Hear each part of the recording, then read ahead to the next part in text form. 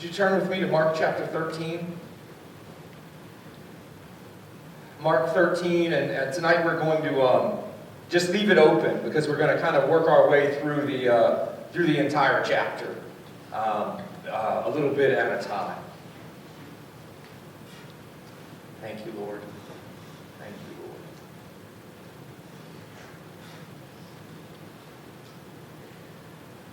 So in the last week of Jesus' life, and what we've been talking about and are continuing to talk about are the things that Jesus said during his last week. There were so many different things that he did. He taught and he preached and he told parables and he had confrontations and conflicts and also conversations.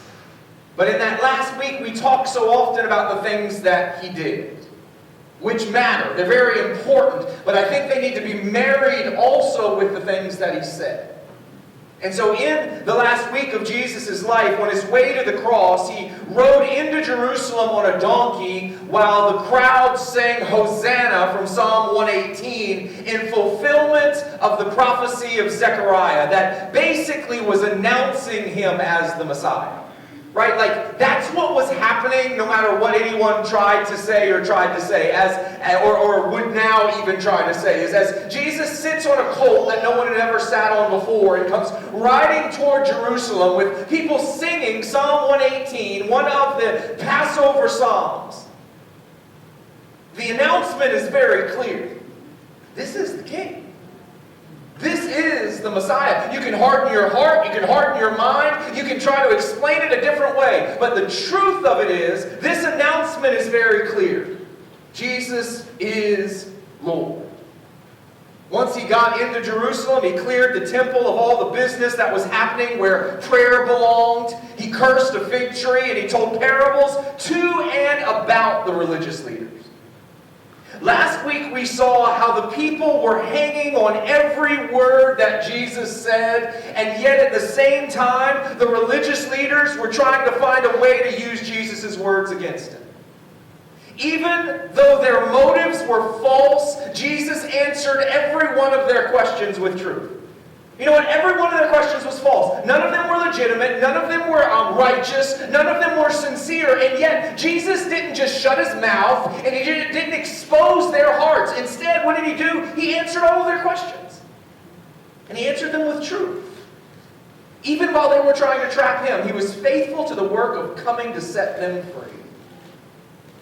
In our text tonight, we see Jesus turn his attention from the religious leaders to his disciples, from his enemies to his friends. But while we see the audience changes, Jesus' purpose stays exactly the same.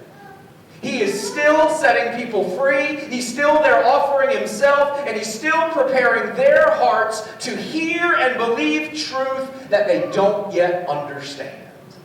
And isn't that the work that he's doing in our lives, moment by moment and day after day? That the Holy Spirit and the Word of God are together constantly working to get our hearts ready to hear things that we're not ready to hear. To get our hearts and our ears and our minds ready to believe things that we have yet to believe. And to receive things that we keep fighting against because we just don't want them to be that way. And yet He is so merciful and so kind, but also so righteous that He never stops doing what He always does. And that is work truth into the hardened or wounded hearts of men. So what we see in our passage is that Jesus and the apostles had been in the temple. And after all of the questions of the religious leaders, Jesus answered and then He questioned them. Then He rebuked them soundly. This is what He said to the crowd about the religious leaders. Beware of the scribes who desire to go around in long robes, love greetings in the marketplaces and the best places at feasts, who devour widows' houses and for a pretense make long prayers. Basically what Jesus says is, stay away from people who are proudly religious.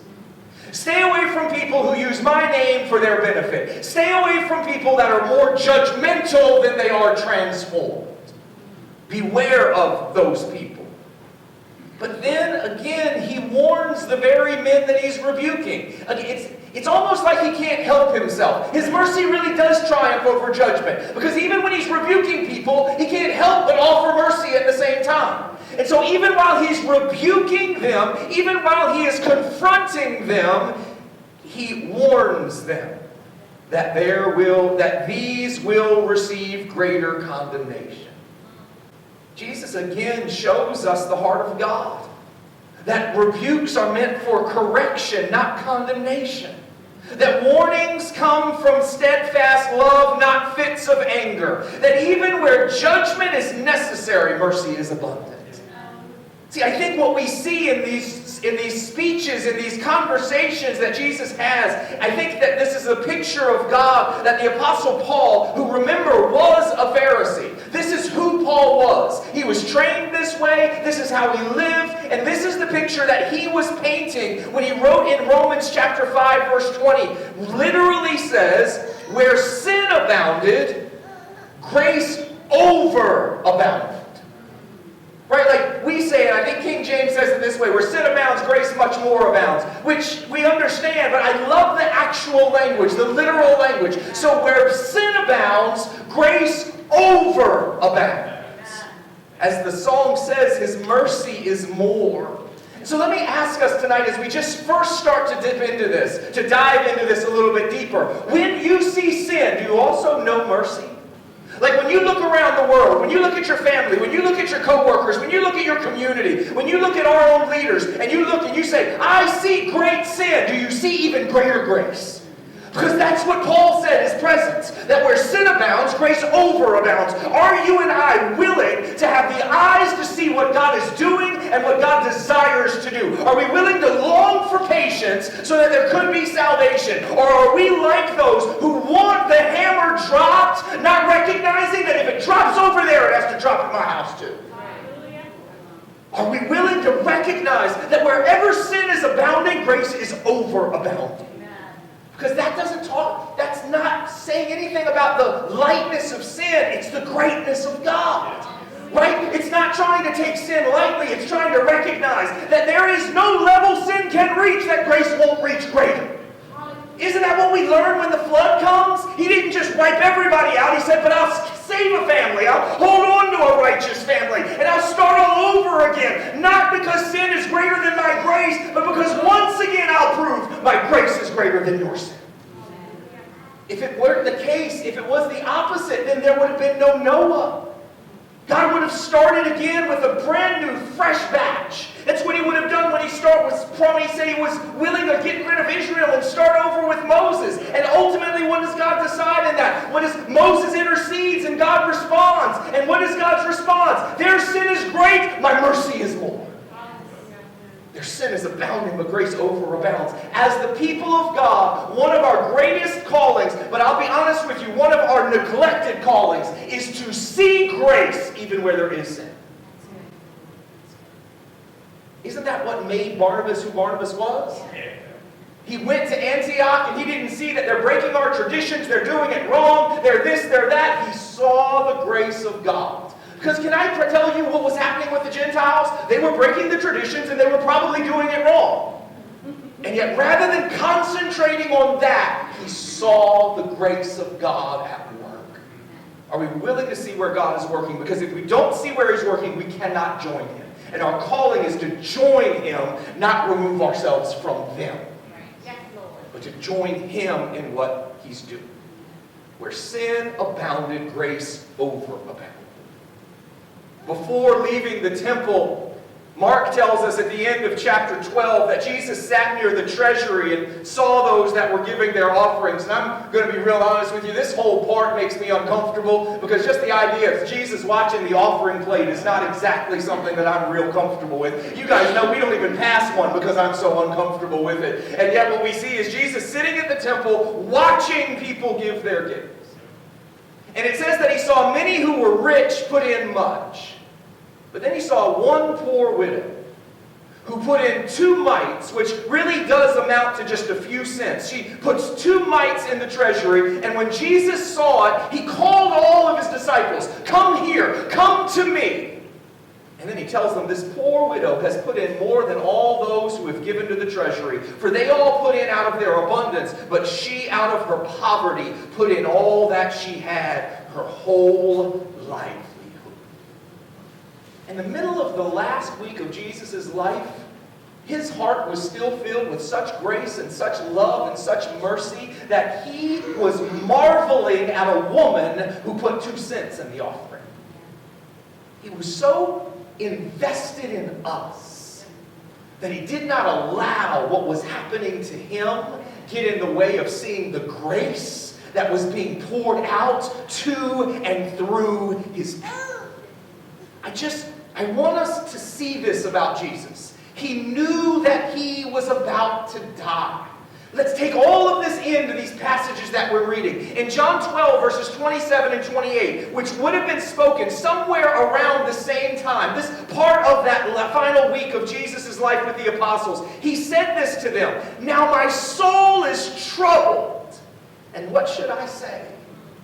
Father, save me from this hour? No, it was for this very reason I came to this hour. Father, glorify your name."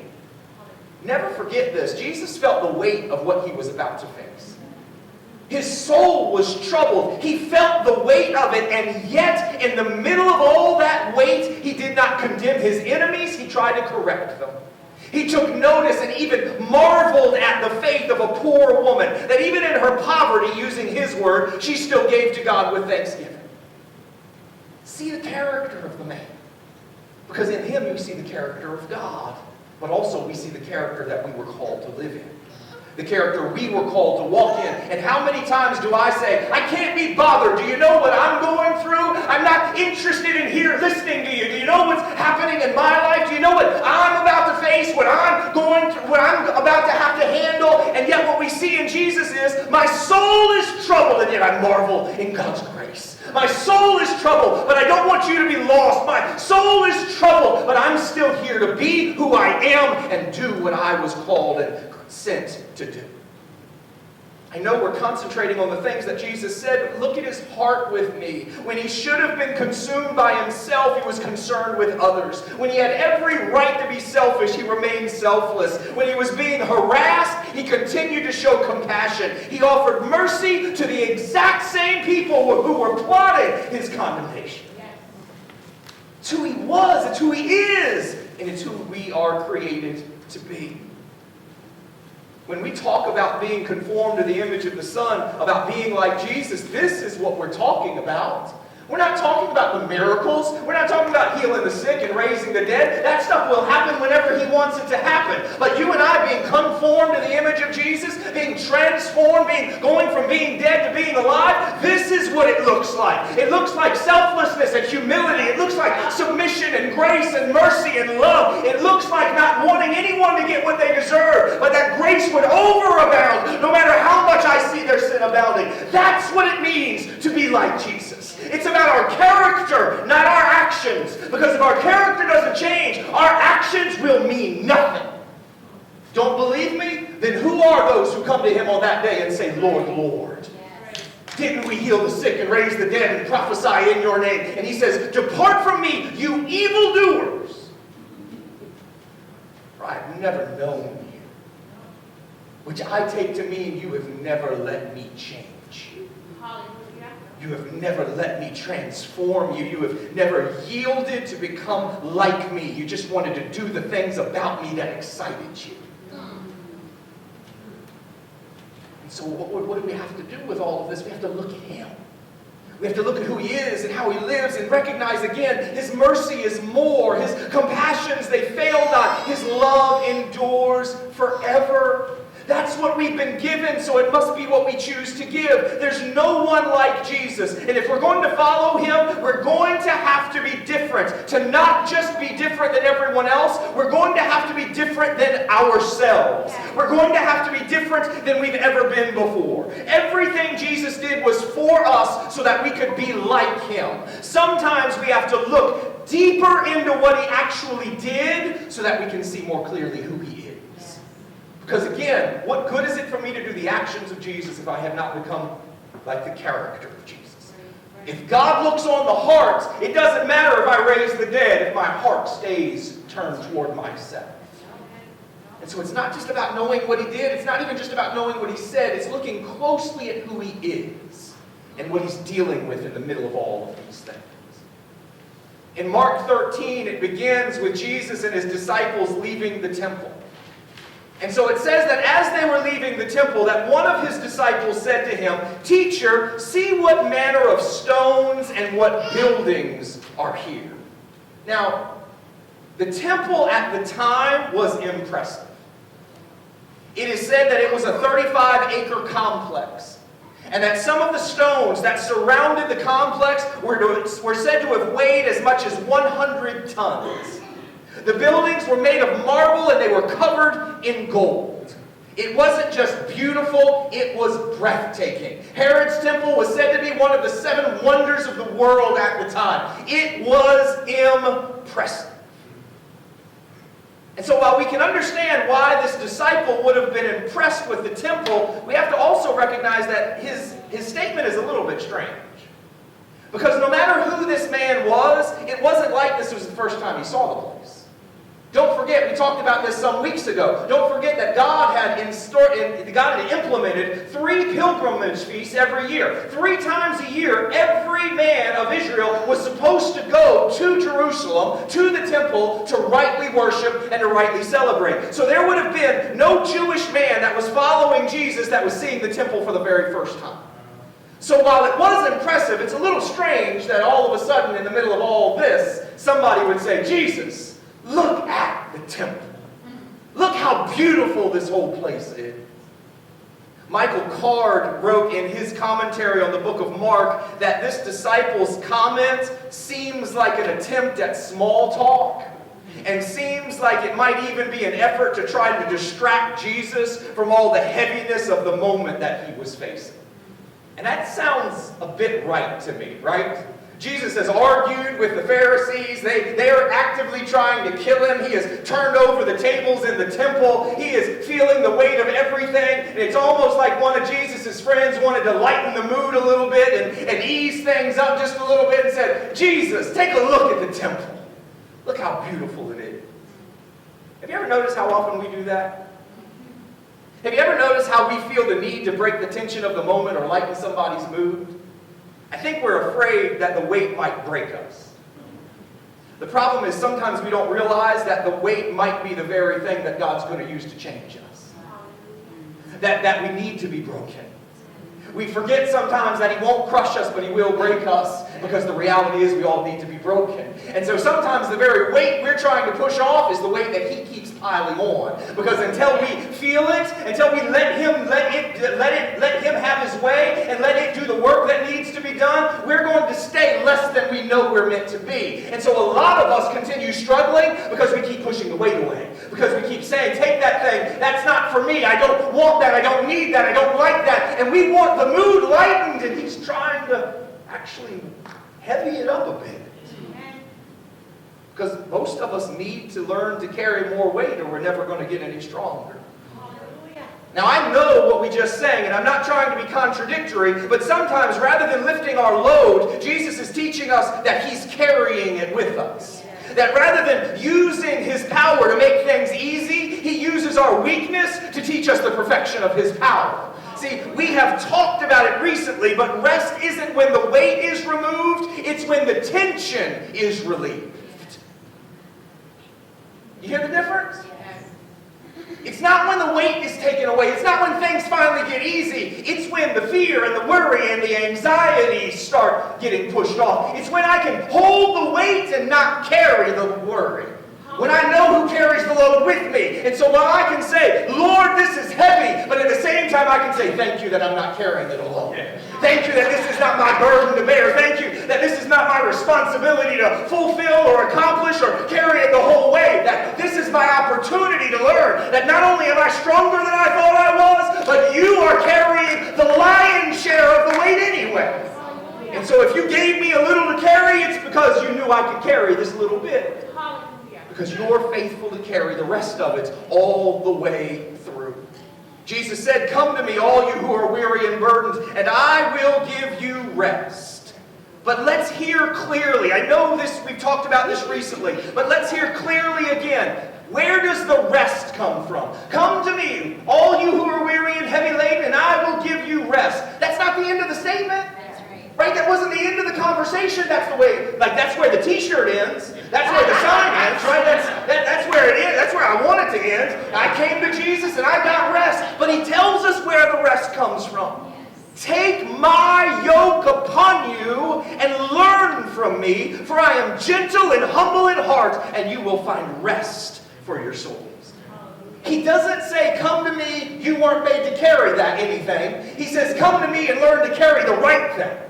You need a yoke. You were made for a yoke. I was made for a yoke. The problem is we keep carrying yokes that don't belong to us at the expense of the yoke we were made for.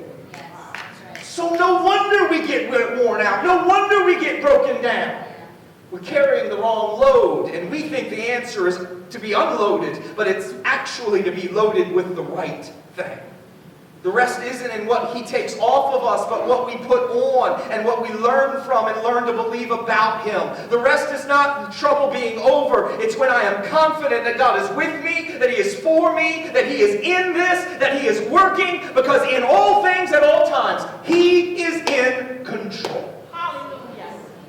In 2 Corinthians chapter 7, Paul got rest from the thorn in the flesh, even though he didn't get relief from it. Again, you hear what I'm saying? That Paul got rest, but he didn't get relief. The thorn stayed, but grace came, right? Isn't that what we learned? Because when grace comes, when grace overabounds, when we recognize and acknowledge the grace, it stops being about us and starts being from him. Even if it's not something I ever wanted for myself. The thorn remained, but Paul found rest in knowing that the thorn had a purpose from God, that along with the thorn of discomfort came the grace that was sufficient. He no longer needed the weakness to be taken away because he had put on the strength of Christ. For in my weakness your strength is perfected. What if we're not walking in perfect strength because we won't embrace the weakness that he has provided? How does the one who has all the strength provide weakness? By grace. In mercy. And from love. See, if this disciple in Mark chapter 13 was trying to lighten the mood like I may have or you may have, what we see as we keep going is that Jesus would have none of it. The disciple tried to turn Jesus' attention to the impressiveness of the temple, and Jesus responded. Now, let's put it all together. Jesus looked at the temple. Look at the beauty and the majesty of the temple. And Jesus says, do you see these great buildings? Not one stone shall be left upon another that shall not be thrown down. Ugh. Right? I was trying to lighten the load, and he's just making it heavier than it was before we ever got started. And yet what we know about Jesus is that he's not being killjoy, and he's not being Eeyore, he's not being negative, but he's teaching us that there are some weights that need to be felt, and there are some yokes that must be carried, and there are some realities that need to be faced. A lot of us would like to not face certain realities. Right? There's a lot of us that when certain things are right in front of us, we look around them, we look over them, we look under them. There's a lot of things that we say, I'm not ready to talk about this. I don't want to deal with this. And yet what we discover about God, part of his goodness is that he will not allow us to look away from things that have to be looked at. He won't allow us to put aside things that have to be walked through. And so even though this disciple was trying to kind of change the mood, Jesus made him understand this is a mood that we've got to deal with, and this is a truth that we've got to walk through. He doesn't tell them everything's going to be okay. He prepares them for the fact that everything is going to change. So let me just tell you this tonight. Everything is going to change. Your life, my life, our families, our churches, our communities, everything is going to change. And I'm not being prophetic, I'm just being honest.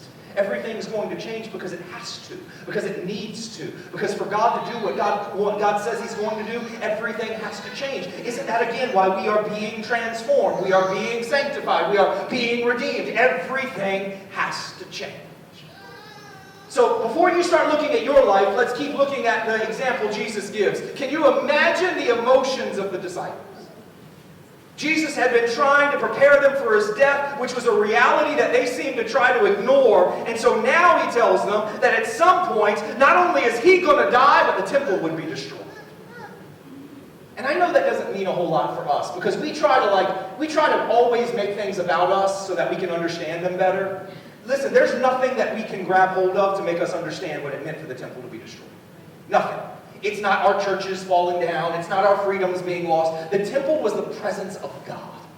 God established it. Men didn't make it for God. God made it for men. And he established it as the place where the fire would never go out, where his presence would. It's where the mercy seat sat. It's where atonement was given every year. It was their only hope to meet with God and to be changed by him and saved by him. It was all found in the temple. And so when Jesus says the temple will be destroyed, everything was going to be lost as far as they understood everything to be.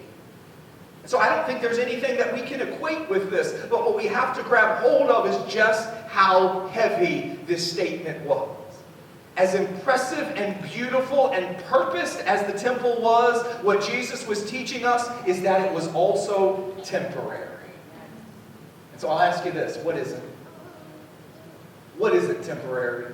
Because there's a lot of things in our lives we want to be permanent, and if you haven't learned it yet, everything is temporary.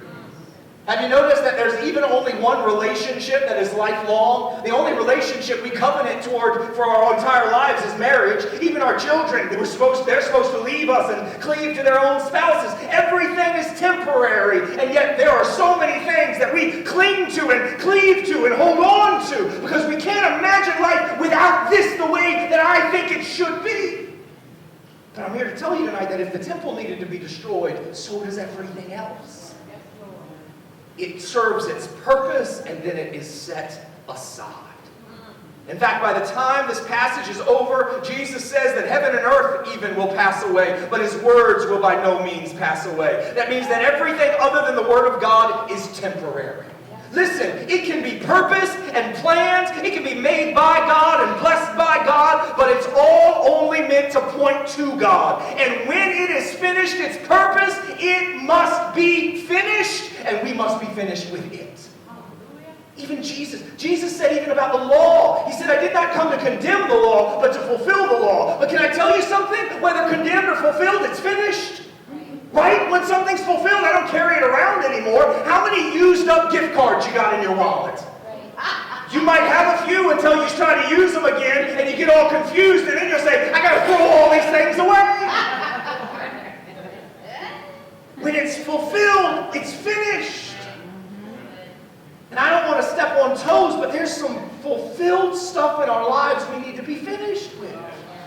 There's some fulfilled stuff and some filled things and promises and places that we need to be finished with because they did what they were meant to do. They finished what God sent them to do. He accomplished what he had planned, and we need to let them go. Because if we don't, we'll keep trying to use empty gift cards and wonder why we're not getting what we thought we were paying. Just this last week in our Bible reading, we read from Isaiah 43 verses 18 and 19. Forget the former things. Do not dwell on the past. See, I am doing a new thing. Now it springs up. Do you not perceive it? I am making a way in the wilderness and streams in the wasteland. Everything God gives is meant to be built upon, not lived under. There are no ceilings in the kingdom of God, only foundations to continue building upon. He is a building God. And so you are a foundation that the next generation should build upon. And the next generation should build upon that foundation. Heritage is a tent you carry with you, not a house you settle into. And we have to learn to let God build what we have not known yet because he wants to build even more from those who will come after us. This is why Psalm 84:7 talks about strength to strength, going from one to another. It's why 2 Corinthians 3:18 is referring to ever-increasing glory. There's always more of God to know, always more of his heart and his character, more of his ways and more of his glory. In the book of Hebrews, this is explained for us with the consistent use of two words, new and better. Sit down with Hebrews and underline or circle or highlight every time it says new or better. There's a new covenant. There's a new and living way. There's a better high priest, a better blood, with better promises. See, guys, growth can't leave us the same, or else it's not growth. And if you are growing, tell me this. When was the last time you grew and still fit into the clothes you used to wear? Right? When was the last time you grew? And some of us are thinking about growing the wrong way, right? Like we're not really thinking about getting taller, because I'm past that. I'm way, way past that stage. So any growing I do now is wide, right? Rather than high. But when was the last time you grew? Your kids, when they hit that growth spurt, and you were just hoping they could stay in some of their clothes because I just bought a lot of these. When was the last time you grew and still wore the same clothes? See, when you grow, you don't fit into those old things. Which means that when we mature, we don't fit into the attitudes and mindsets, the belief systems and desires of our immaturity.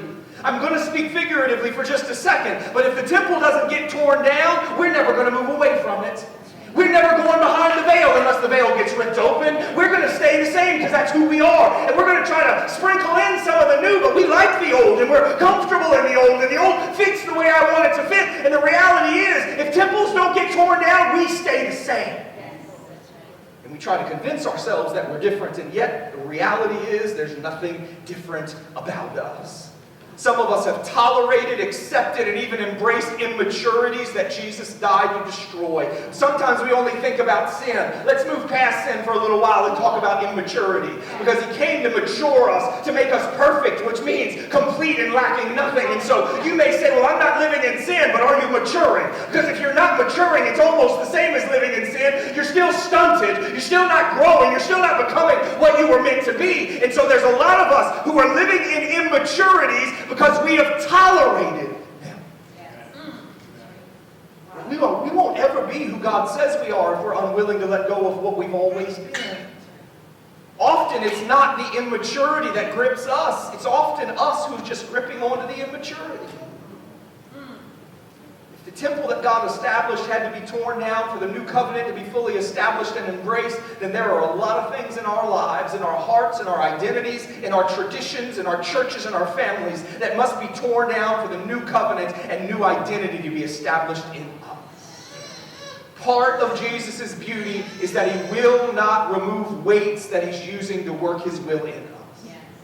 But He will remove everything that is no longer working and that is even working against His will in our lives. We must learn that if we truly believe that God is holding us, then we have to let go of a lot of the stuff we're holding on to. If He's going to hold me, I've got to let go of the things I've been holding on to. As you can imagine, and when you get time to just sit down and read the whole chapter through, you'll see that this was troubling for the disciples. They couldn't even accept that Jesus was going to die and rise again. How were they supposed to handle the temple being destroyed? But it seems to me that Jesus' answer ended the small talk. Because they came out of the temple, and next thing we know, they're across the street on the Mount of Olives, and nobody said a word.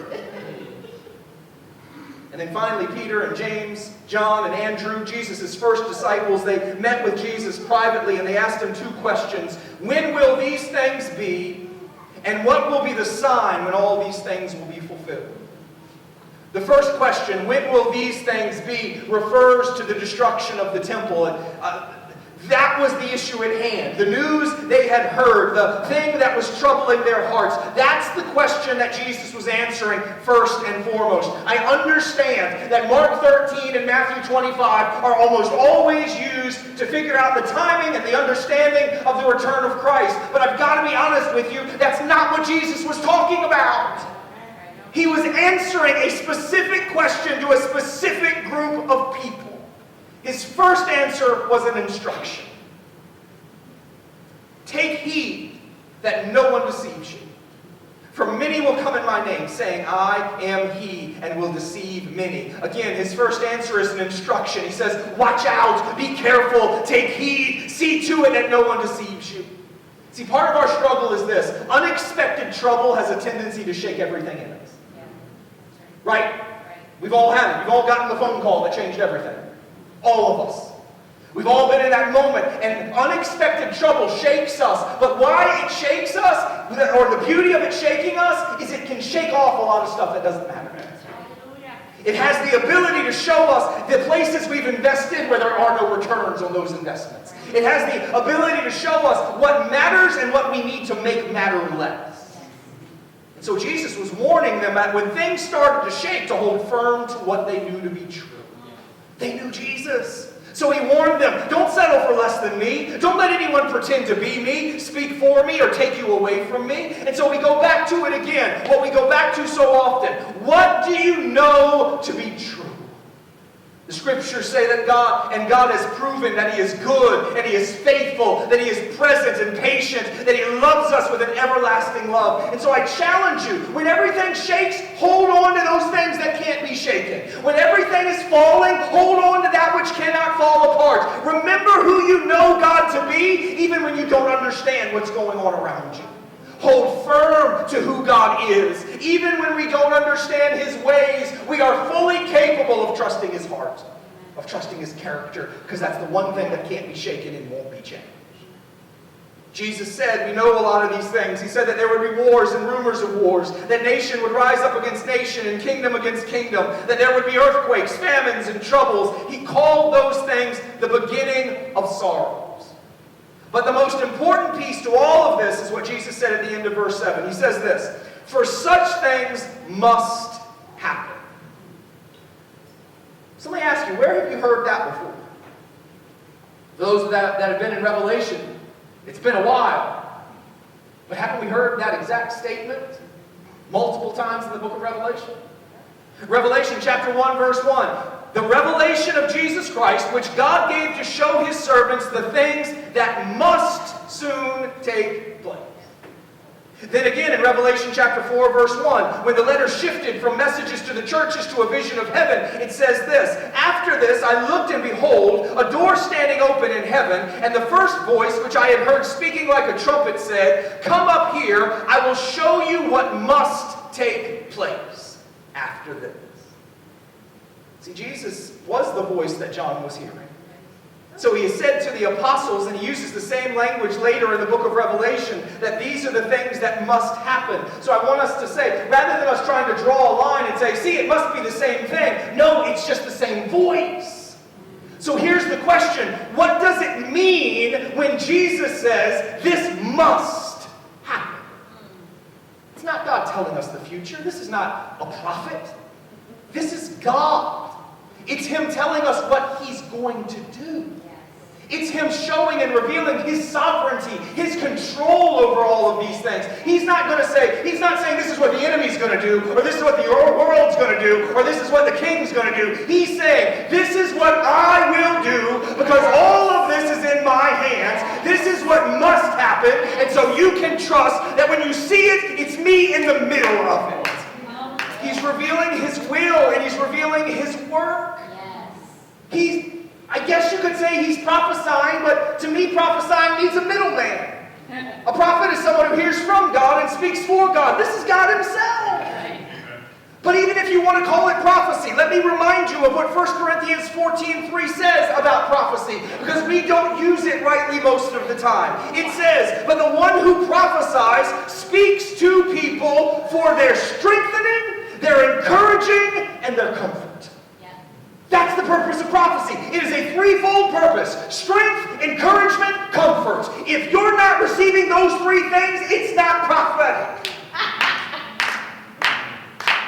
Because even when it's judgment, it's for his mercy's sake. Even when it's telling you the bad news, it's to show you his heart in the middle of it. Even when it's showing the shaking, it's showing he holds things firm. And so when anyone speaks for God, it will strengthen, it will encourage, and it will comfort. Or it's not God. And so even when Jesus is saying, the temple will be destroyed, what is he saying? Be strengthened in this. Be encouraged in this. Be comforted in this. See, we've talked about this so many times, but the purpose of Revelation is to teach us the absolute sovereignty of God. To teach us that nothing happens outside of his authority. Go back and read it when you have time, and just read carefully. But notice that the horsemen don't go on their own. The Lamb sends the horses. That the trumpets don't play on their own. They're angels being told by God when they can blow. That the bowls don't get poured out out when Satan says so. They get poured out when God says so. The purpose of Revelation is this. Not this is going to happen to you, but God saying, here's what I'm going to do. Join me in it. Hallelujah. Don't be shaken when everything else starts to shake, because He Himself is in control. And so that means it's the same thing here. Jesus is preparing His disciples, the people He loves, for difficulty they will not understand. And He comforts them by teaching that this is all His doing. It's almost like He's saying, you won't like it, but I'll be in the middle of it. You will fight against it, but I will hold you secure through it. The vast majority of Mark chapter 13 is about the destruction of the temple. And that happened in AD 70. Many of the things we try to use as our clues to when Jesus will return have nothing to do with Jesus' return, other than to remind us of His character and His sovereignty. This is not the time, and we don't have the time to go through it. I don't know if they're still on our website. Go search our website and see if the book of Mark Bible studies are still there. We spent probably 5, 6, 10 hours on these very things when we were studying the book of Mark. But I want you to understand that this is Jesus preparing the hearts of the people who were troubled, not just speaking wildly about what would happen thousands of years later. I think the disciples were probably still caught up in the destruction of the temple, even in this. I don't know that they even understood the second question that they asked. I'm not sure that they had any idea of what they were asking, but sometimes and oftentimes God answers questions that we didn't even know we asked. Yes. Oftentimes God reveals truth that we're not actually even interested in, just so that our hearts will have hope when we don't understand what's going on around us. And so there is a moment in this where it moves from the destruction of the temple to the return of Christ. There is this moment that we see in verses 24 through 28 where Jesus begins speaking of His return, and He says, but in those days, after that tribulation, which again means the destruction of the temple, then they will see the Son of Man coming in the clouds with great power and glory. See, the promise of Jesus' return was given to comfort the hearts of those deeply troubled about the prophecy of the destruction of the temple. The temple will be destroyed, but I'm coming back. Now, I know we could argue some of this, and that's okay. But let me just put it to you this way.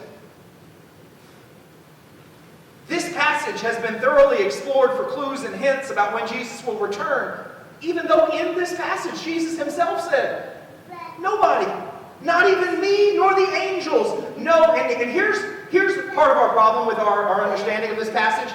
We have said that Jesus is saying we don't know when. That's not what the language says. The language says that no one, not even the angels or myself, know concerning the day or the hour. The day and the hour are not about timing in this. They're about the events. And so what He's actually saying is, I don't even know how it all unfolds. He's saying the angels have not been told how it will all unfold. But what I do want you to know is that it will be the Father that unfolds it all. And so you can trust Him in all of these places and in all of these things and in all of these ways. And so I think when we study this, we've missed some of the point. It wasn't a prophecy for us to follow. It was truth for us to hold on to. He was trying to comfort us. And yet we keep trying to prove ourselves, right? He's trying to tell us, you can trust me, and we keep trying to say, but I want to know when, and I want to know how, and I want to make sure I don't miss it, and I want to make sure I don't do this wrong or that wrong. And He keeps saying, just trust me. Just yield to me. I want you more than you'll ever want me. My rod and my staff, they will comfort you. I will lead you in paths of righteousness for my name's sake. I will keep you because I don't lose anyone I take hold of. So in this entire passage, His character is on full display. Jesus is preparing to die, and yet at the same time, He's preparing the hearts of the ones He loved for their future. He's preparing them for the difficulty that they will have to endure, for the trouble that they're never going to understand. And He does it all by teaching them that He will always be in control. And then this last beautiful piece, I will return. I will return. This is a call to and a promise of freedom. We don't have to worry. We don't have to fear. We don't have to figure anything out. We only have to take hold of the one who has taken hold of them and who has taken hold of us. If this destruction of the temple happened in AD 70 exactly the way Jesus said that it would, do you know what that means? He will return exactly as He said He would.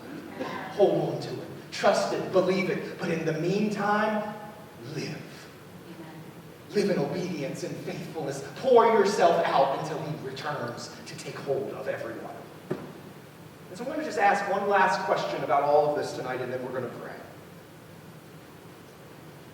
Why would Jesus point to our way out when he actually taught us to pray to be a part of God's way in? Right? Why would Jesus go to all of this effort to give all of these prophecies about how we get it to escape when he told us, here's how you should pray, thy kingdom come, thy will be done on earth as it is in heaven. See, our calling is not to get out, it's to bring him in. Yes. Our calling is to pull heaven down. Our calling is to establish his kingdom. Our calling is to be citizens of heaven here and now. Our calling is to walk by his Spirit and to walk in his truth and to walk in his character. Our calling is to be faithful to him until he says the time is coming. Quite honestly, until he says the time is up. See, I can promise you Jesus is coming. Please don't hear that I'm saying that this isn't. Jesus is coming. He is coming literally. He will arrive on the Mount of Olives in the exact same way that he left, and he will rule from Jerusalem. He is coming. But what our calling is to live in him and through him and for him and like him until he comes. Jesus is coming, but until he comes, love him and serve him, obey him, tell the world about him, glorify Jesus, because wherever Jesus is glorified, souls will be redeemed. Let him tear down all the temples that we keep holding on to. Let him have the things he's finished with so that he can do more in us, through us, and for us than we've ever seen or asked or imagined. Believe what Jesus said, because he will do everything that he's promised. Because as Ed has been telling us day after day on Facebook, he is who he says he is. And so tonight I want us to finish very simply. I want us to pray for each other. I want us to pray together tonight, and so I'm going to ask you, as I did last week, and as you will probably hear me ask a lot going forward, because this is part of who we are, and we're finally in the place where we can start doing it without offending each other. Would you find someone to pray with tonight? Just let the Spirit lead you. If you're comfortable praying with the person you're sitting next to, do that. If you need to get up and move about because God's put somebody on your heart, please do that. But tonight, I want us to pray for the faith to believe, for the courage to let go, and for the trust to let him have his way. And I want to challenge you tonight. Don't feel the need to share a whole lot of information. Just let the Spirit lead. And pray again for the faith to believe, for the courage to let go, and for the trust to let God have his way. So Amanda, I'm going to ask that you go ahead and end the live stream here. And Melissa's going to start some music, and I'm just going to ask you to find somebody to pray with.